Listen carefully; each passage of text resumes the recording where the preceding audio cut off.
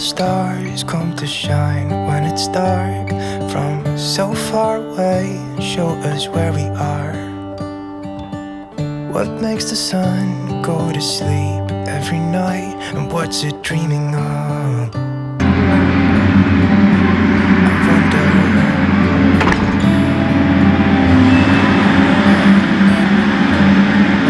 wonder. Hey y'all, and welcome to the Max Life. As you can see, we have started on the foundation, the pad for the greenhouse that's going to be going up right on the side of the cold tunnel. Very, very exciting time. It is going to be a step-by-step process, but getting the foundation and the pad built is really the first step. So we have had some dirt brought in, a little bit of dirt. We're working on leveling that area out, packing it down. It's probably going to be a couple more days before we're completely done with it, but we're one step in the right direction. So that is absolutely wonderful news for the homestead. So what have I been up to right now? That is hair. I've been giving haircuts. I learned in 2020 how to give haircuts. I am not a hairdresser, so that was a little bit of a challenge to learn how to do that. But I'm going to tell y'all what I did. I watched YouTube. YouTube is a wonderful source to go to when you're wanting to learn something. So yes, I YouTube how to cut hair. I learned how to cut the guy's hair first, which I actually absolutely hate, but I also learned how to cut the girl's hair, and I had one girl that was really needing a trim, so I did that. And then Libby jumped in. She wanted a trim too, so we took just a little bit off of her.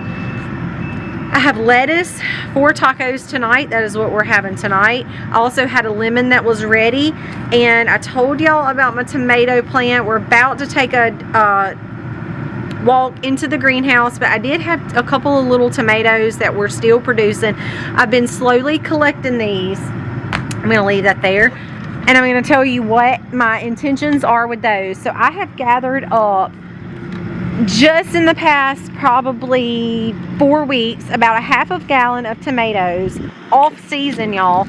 I've been putting them in the freezer, and my intentions with those is to pull them out whenever I have enough. And it takes a lot of tomatoes actually to make salsa, but salsa is one of the things I really enjoy to make and it's really easy to do, and the kids love it.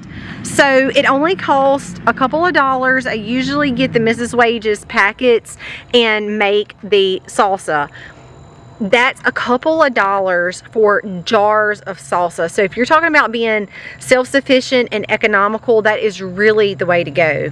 So the last time that you guys saw the greenhouse was before my backside went off, and I'm going to show y'all some things. Let me try to get y'all, this is what I have to walk past, which we're hoping to solve all of this soon. But I'm going to show y'all what happened. This back panel right here, the wind took these two and separated them basically, which left right where that wood is. It actually pulled the siding off of the screw, so there was so much wind that come, it actually detached the plastic from the screw. And that big huge gap, I had some flowers that were down here under my citrus fruits, which are now dead. I'll show y'all those in a minute. My tomato, oh y'all, I'm so upset about this. This tomato was so big and so pretty, and I still had tomatoes on it, but the cold got this basil right here. And the basil was, the tallest basil was in front of this little basil, so it actually blocked the little basil in the back, and that one is going to be okay. However, my tomato plant, of course you can see, did not survive that cold. It just absolutely destroyed. All of this was so pretty and green. I still have tomatoes that are doing okay. There's some over here. There's several over there that are kind of binding toward the ground. There's more up here, and there's some over there. So as you can see, I was very bummed. This was actually a toothache plant right here. And you can see the cold just come in and just really got a lot of my stuff. Now I will be able to maybe drop some seeds from this. It looks like there's a couple of pieces down here that are still okay. So I can probably just cut back the top part and the bottom will be fine. However, here's some other things that I lost. So let me get over here. This was a flower that I had planted as some companion flower, and you can see that it is now not going to make it. You can see where it was green and beautiful. I did have a couple of little dead leaves up here that just needed to be trimmed back, but when the cold come, it just literally got it. It also made my lettuce right here go really funky. You can see that all of my other lettuces are doing fine, but that draft from right there really affected. Here's another flower too. Just really affected this area. It was so cold in here that it just really took out some stuff. So this is the little heaters that I have in here right now. This heater, I have one more on the other side, and it holds the temperature. Even with it being in the teens, I wouldn't have had a problem at all had that panel not got blown off in the back, which was a real bummer because I did lose several things and I am very upset about that, but there's nothing I can actually do. I come in, I shored up a couple of places that had gaps in them just to try to keep as much heat in as I could. So you can imagine what it felt like whenever I come out here and I saw that flap open. I saw my tomato, my basil, and several other flowers that are not cold hardy. I was pretty bummed about that. Y'all saw me with my banana plants, and they come in the mail. I was really concerned about how these would do. So I have up potted these. They are literally right beside the other space heater. And I'm going to tell y'all something that I did that I don't do very often, but I love the idea of being able to do this. Now, you know that planting is very important to me.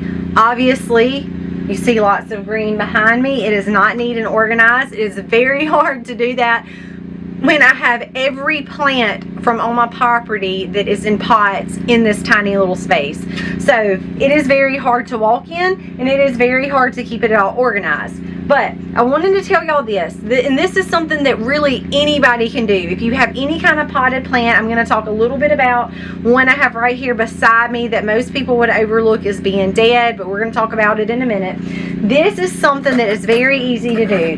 Making your own fertilizer at home. Well, if you say, well, Misty, I don't have animals and I don't have this or that. There are two things that I want to talk to you about today that is so easy. Literally anybody can do it. And the first one is using your leftover banana peels to make banana water, which in this greenhouse is very warm, so I'm extracting a lot of the benefits that are in those banana peels. I'm taking all of that out, so without having to compost or have a kitchen composter, which we do both, but even without that, this is no tools, no anything needed. You eat your bananas, you buy a couple pack of bananas, you eat your bananas, you're feeding yourself. You're also extracting tons of nutrients from those bananas. All I do is fill up my jar, add some water.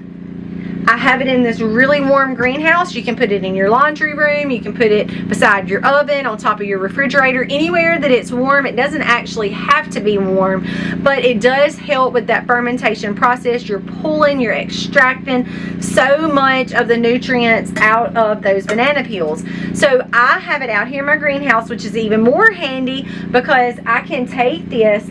All I literally do is screw off the top, put my finger over the top, and I literally go around from plant to plant. I like to get my biggest ones first. So my orange tree, my lemon trees, my lime trees, my key lime trees, those type of trees I love to go to, and I literally just dump the water on it, and it's that easy. I bring it back over here, I fill it back up with water, re-put the top on. Now, here is another Very, very easy thing to do. Now, I am almost out of time today because I have to be somewhere in about an hour and a half, so I'm not going to be able to show y'all exactly what to do, but it is literally the same process. Okay, so y'all just saw a glimpse of Comfrey. I'm in my tree. I told y'all I don't have enough space in here. I found those plant starts. I actually got mine from Azure Standards like 2 or 3 years ago. I have grown those things up. I have actually split them off multiple times and made a couple of different plants. Now, there is a lot you can do with Comfrey. Now, Comfrey is not to be ingested internally. I don't really have time to teach y'all all the things about Comfrey. I will say it makes wonderful salves, and it is also absolutely wonderful for bruises, broken bones, sprains, injuries, anything like that. You can make a poultice or extract those from warm water. Put you some wraps in that warm water, apply that. You can directly apply it chopped up. It is kind of hairy, so if you chop it up well and kind of mash it up really well and kind of get those hairs where they're not, like, in other words, I'm saying you can take a leaf and put it directly on the skin, but especially if you have sensitive skin, it can cause some irritation because it has some little hairs on the leaves that would be probably more uncomfortable than just chopping it up. Or like I said, you can put it in a warm pot. I actually like the warmth. I have done this before. It was one of the things that I done with Colby when he hurt his ankle really, really bad. Actually, this time last year. Actually, it's been almost a year ago, and it was one of the things that I used. We never had to go to the doctor. We never had to take x-rays, and his ankle actually has healed very well. He does not have complications from it like I actually was expecting. We did wrap his ankle up a couple of times after his injury, and I actually think we've seen a significant difference from using the herb. But without getting too much more into what Comfrey does, I really want to focus on the fertilizer here. So all of those dead leaves, because we are in the heart of winter here in South Mississippi, which we do not have as harsh winters as a lot of you northern folks do that live north of us, but has tolerated our winter so well. Even if you can't grow it in ground, I do have a Comfrey somewhere in this greenhouse in a pot, but to find it is another story. So here's the deal. Comfrey is you literally do it the same way as you would the banana. Gather up all those old leaves, chop them up, stick them down in a jar, fill it up with water, pour off of it, refill that thing up with water, fill that jar or bucket or whatever you have. I've used big containers before. It gets soupy and nasty. Like my banana juice is like slimy. It's almost dealing with snot. It's not extremely pleasant, but y'all, once you have the plant keeps on giving and giving and giving. So you have this constant flow of fertilizer. You know, we do a lot of using our chicken manure, but it has to age. Rabbits does not have to age. You can use it literally directly on your plants. It's what's considered cold manure. Chickens is considered hot, so if you put that directly on your roots of your plant is going to die. It's too much. It's considered what we call hot here in the homesteader world. You can't do that. But even with the banana and the Comfrey, those are things literally, y'all, that are so easy. All it requires, this is pretty small. I mean, you know, it's just a gallon jar. If you have a 5-gallon bucket, a 3-gallon bucket, any type of container, y'all, that will work. The only thing I would say is if you're gonna do it inside, make sure you have some type of lid to cover it. Fruit flies, things like that, you don't want getting into it. But it is so easy. Anybody can do it. It does not require a lot of work. If you have a couple of patio plants that you're growing, whether you're growing stuff inside, on the back porch, in a small greenhouse, whatever that looks like for you, and you don't have animals or access to any type of other natural fertilizer, y'all, using your banana peels, because you saw us buy, we made a trip out of town. I put a lot in the freeze dryer, put a lot of apples in the freeze dryer, but all of my apple cores went in the kitchen composter, so there's no waste there. The banana peels went in the kitchen composter as well, so there's no waste there, and all of the ones that I had left over went into the jar. So 0 waste with the fruit that was bought. Not only are we feeding ourselves, but we're using all of the byproducts to feed our other plants, which also feed us, which also provides medicine for us and our bodies. So it is literally, y'all, it is literally so easy. I cannot stress that enough. So if you're looking for a natural way to have fertilizer that does not break the bank, I mean, a couple of things, the bananas and a little plant that you can do so much with. When that plant gets bigger, you can split it, you can make more plants, you can either gift those to people, you can sell those to people, you can make your own plants, you can line, y'all, there's so much. You can line flower beds with it. It does compete for grass, so if you put it down, it helps. It's a grass suppressant. Not only, like I said, all the salves, all the things that it does for your body, and it is a fantastic fertilizer. So y'all, this was a jam-packed educational video. I hope that you learned along with me. I'm just showing you the everyday things that we do here on the homestead, teaching you guys along the way. I want to help your journey in growing and learning and becoming more self-reliant, an easier process through the things that we've learned. And that, my friends, really is 2 ways that is just, y'all, it's unbelievably easy. So I hope this sparked some ideas in your head and gave you some interest. If you think, oh, well, I have to buy this fertilizer, which is not a bad thing. We don't use synthetic fertilizers. We use all natural, but there are some good all natural ones out there that you can buy. But money is kind of hard to come by for everybody, and where you can pinch pennies here and pinch pennies there, I mean, we do it. We don't have to do it, but we think it's wise to do it. I already have the Comfrey plant. Why not go out there and get the leaves, chop them up, put them to use? Even if they die where they're at, they're going to feed everything around the plant, but I don't really have anything to feed right there, so I'm actually going to utilize those elsewhere, like this little pepper plant right here. Now there's a lot with this pepper plant that I can do. It appears to be dead. The bottom actually looks fine. It has gone through some coldness, and some of it has died back, and I have torn it off. The bottom still looks fine. So my intentions for this plant is twofold. One, you see this little pepper that I have intentionally left on here, because once this fully matures out and gets almost nasty looking, I'm going to take this whole thing and stick it in the dirt, because when it is warm enough, those seeds are going to germinate and I'm going to have more peppers. Also, I'm going to cut all of this back, and because it is alive right down here in the roots, down here in the bottom, it is still nice and green all right here. I'm going to cut this back, and when it gets warm enough, it's going to start growing again. So I will have even more peppers. That was just a freebie, y'all. I just wanted to show you because it was right here beside me, and I wanted to show y'all my intention of my little pepper. So I've shared a lot with people that have come to the farm and come to the homestead, and I've even told y'all before, things don't always look picture perfect. They're not always beautiful. Some plants may look dead, and you may wonder, why does she have one pepper hanging on that? Why doesn't she pick it? Everything that we do is intentional. Whether it is a plant that looks dead, hence I have one back there. It was my purple basil. It was one of the ones, it actually did have flowers and seeds on it that was looking fantastic, but the cold come in and killed all my leaves back. But I'm going to leave that plant there because I have seeds on that plant that I'm going to give it probably a couple of more weeks, and then I will take my hand where those seeds are, literally run them down that plant, collect those seeds, and do what I'm just going to do with the pepper. Drop them right in the soil.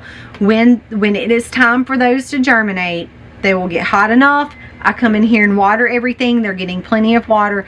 That purple basil will then turn around and yield me multiple more purple basils. So yes, sometimes things look strange. They look out of order or wacky or whatever. I actually grabbed off one of my tomatoes that was getting really soft on the tomato plant. It wasn't as big as I wanted it to be, but nonetheless the seeds were plenty mature enough, and I dropped it down in the container too. So just a tidbits for y'all on the greenhouse, what it looks like to grow. Easy ways to do things like fertilizer. If you're wanting to do microgreens, if you're wanting to do grow plants in pots, almost everything that I have in here, rosemaries, bay leaves, my banana trees, raspberries in pots. There is so, you do have to help your plant. You have to give the soil what it needs for your plant to grow, just like you would a child. You have to give your child what it needs for it to grow. The ground is a little bit easier because you have things like worms and stuff, leaves that fall naturally that will break down and feed your plant. Not as much in pots, but if you do grow, patio grow, indoor grow, small greenhouse grow, whatever that looks like, it doesn't have to be hard and it doesn't have to be expensive. And that's what I wanted to share with y'all today. Hope you enjoyed this video, guys. We have suffered losses on our channel, and I feel like a lot of it is because we teach and we educate, and I know that's not wanted by our government. So guys, if you like the videos and the content that we share, please hit the subscribe button and please hit the thumbs up. Let us know what you think. All of those do help our channel more than you know. We appreciate you guys looking us up, always coming back to our channel, letting us know what you think. God bless and happy homesteading, y'all. Yeah, it makes me wonder. Ooh, I wonder.